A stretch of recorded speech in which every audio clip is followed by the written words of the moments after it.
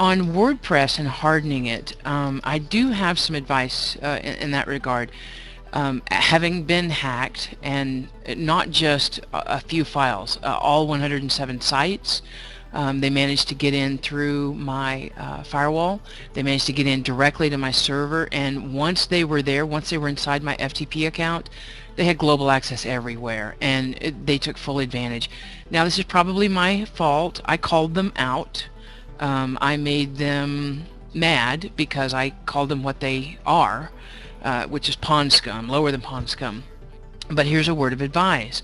When you are not hardened, you don't want to throw down the gauntlet. You don't want to piss them off, and that's exactly what I did. One guy hacked me on 2 sites, and I went off and wrote a rant in my blog, and so he shared my credentials with a number of people, and pretty soon everybody and their dog was coming after me. It took about a month for all 107 sites to get hit, but once it took me 3 months to go clean them all back up. So one thing I learned was how to scan my blog for vulnerabilities, and how to defend it using some pretty standardized features. So I'm just going to talk about those briefly. One is WP ban. Once you've identified somebody doing something wrong, WordPress will tell you the IP address of that person. Now, this can be anything from spamming you with comments or actually attempting to hack you. Once you know the IP address, you can put it into WP banned, and if he attempts to visit you in the future, he simply will not be allowed through. Now, where do you get these IP addresses? I use a program called WordPress Firewall. What WordPress Firewall does, if you set it up correctly, is it records the IP address of everyone who attempts any kind of hack, whether that's an SQL injection or attempts to break the password, anything of that nature. WordPress Firewall will record it. I take those and put the IP addresses that it records into WP ban. So now WP Firewall identifies the risk, WP ban eliminates the risk. I also use the WP security scan features to help me identify where I have weaknesses or vulnerabilities. WP Firewall? I believe so. I'm still running it on my site. Give me a second and I'll see if I can't come up with a link for you. WordPress Firewall.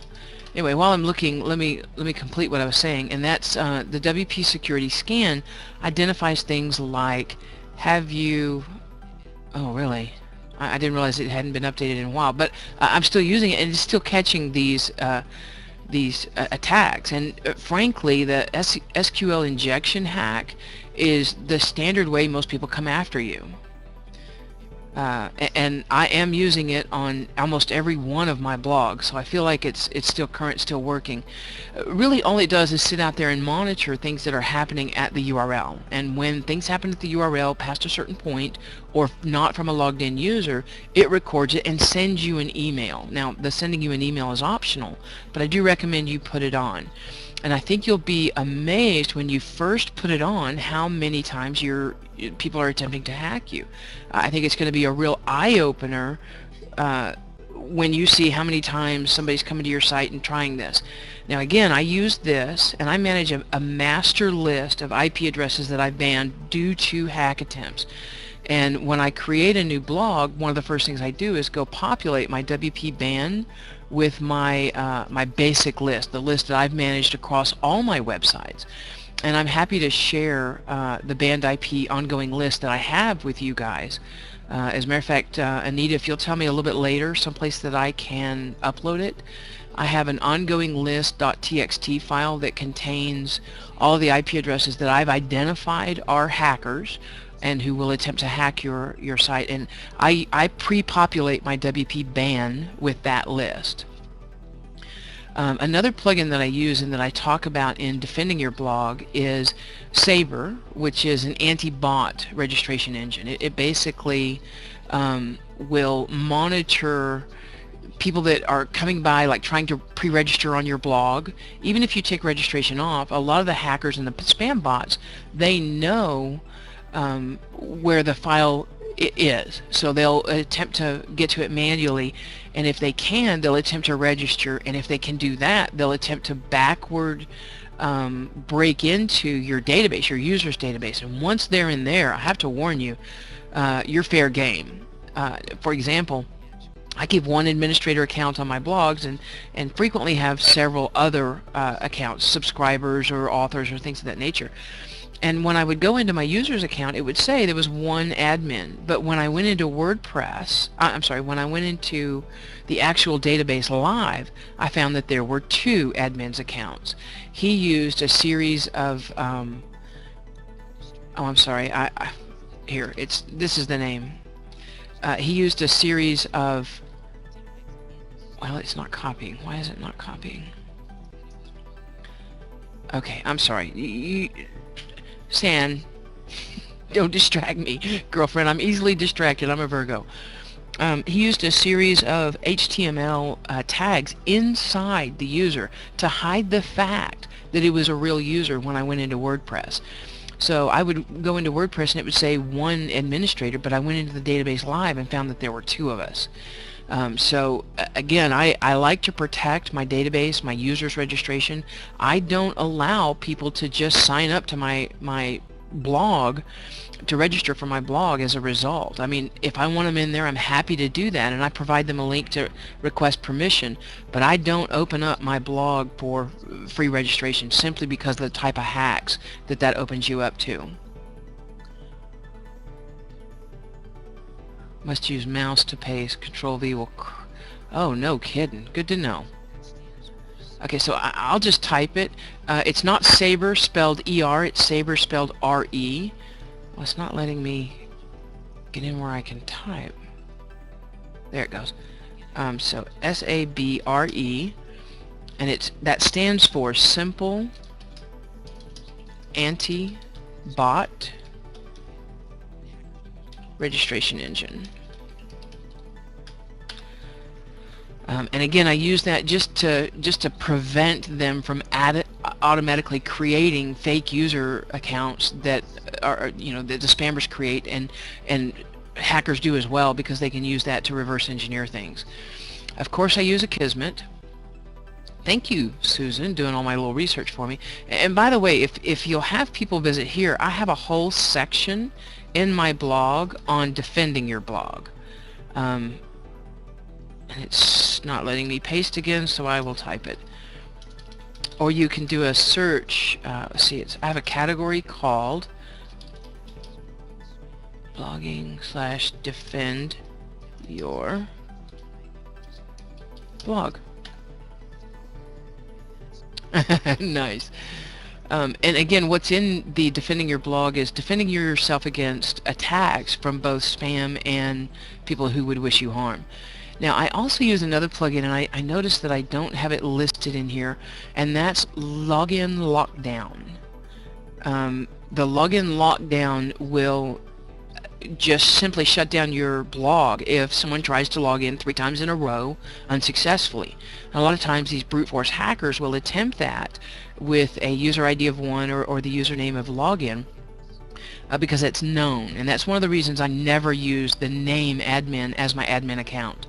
As a matter of fact, I will go create about 10 or 12 dummy accounts, delete them all before I create my real admin account, and I'll make it a name that's really difficult to guess.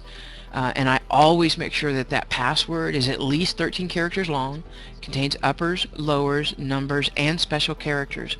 Now, I use LastPass to remember all these because of being hacked. I use secure passwords all of the time now, and if I had to try and remember those, I'd be lost. LastPass lets me remember one password, my master password, and then it remembers everything else across all my browsers, all my sites. So whether I save it in Firefox or Safari, I can access it in Internet Explorer or Chrome, because LastPass is browser independent.